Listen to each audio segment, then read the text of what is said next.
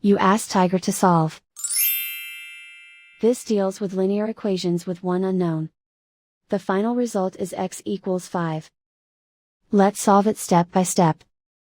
Simplify the expression. Expand the parentheses. Simplify the arithmetic.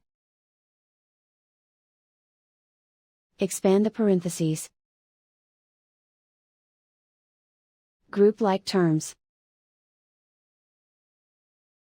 Simplify the arithmetic. Group all x terms on the left side of the equation. Add 4x to both sides.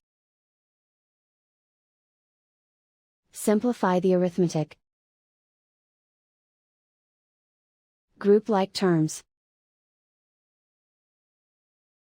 Simplify the arithmetic.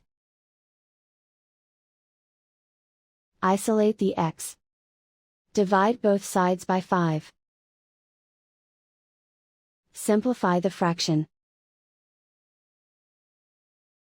Find the greatest common factor of the numerator and denominator.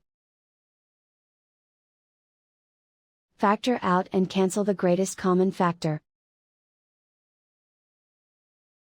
And so the final result is x equals 5.